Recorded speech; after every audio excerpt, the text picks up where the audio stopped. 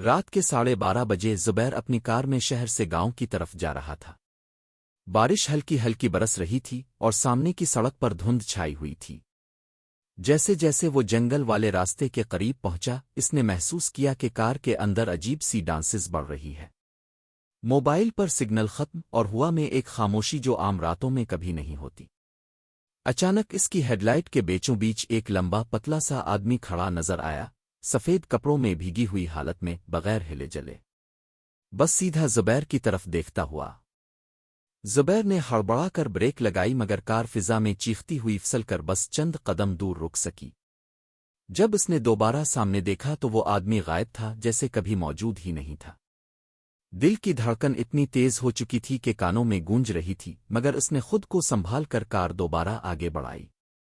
لیکن اب ایک نئی چیز نظر آئی۔ جنگل کی سڑک کے دائیں طرف ایک پرانا ٹوٹا ہوا بس اسٹاپ تھا، جس پر وہی سفید کپڑوں والا آدمی بیٹھا ہوا تھا، اور اس کا چہرہ صاف دکھائی دے رہا تھا، بالکل بے تاثر، آنکھیں بالکل خالی، جیسے زندگی نام کی کوئی چیز اس میں باقی نہ ہو۔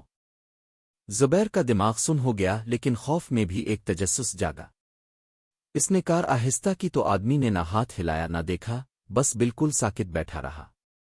زبیر نے کھڑکی نیچے کی اور ہمت کر کے پکارا، بھائی آپ ٹھیک ہیں؟ جواب میں صرف خاموشی۔ لیکن اگلے ہی لمحے وہ آدمی آہستہ آہستہ سر اٹھا کر زبیر کی آنکھوں میں گھورنے لگا۔ اس کی آنکھیں گہری سرخ تھیں، جیسے کئی دنوں سے نہ سویا ہو، اور پھر اس نے وہ جملہ کہا جس نے زبیر کا خون جما دیا، مجھے گھر چھوڑ دو۔ جو جنگل کے اندر ہے، اس کی آواز میں کوئی احساس، کوئی زندگی نہیں تھی، بس ایک سرد خالی گونج۔ زبیر نے خوف کے باوجود انجانے جذبے میں ہاں کر دی۔ وہ آدمی پچھلی سیٹ پر بیٹھ گیا اور کار کے اندر درجہ حرارت ایک دم گر گیا۔ دھندینے شیشوں میں وہ آدمی واضح نظر نہیں آ رہا تھا، جیسے دھواں سا پھیل رہا ہو۔ کہاں جانا ہے؟ زبیر نے کپکپاتی آواز میں پوچھا۔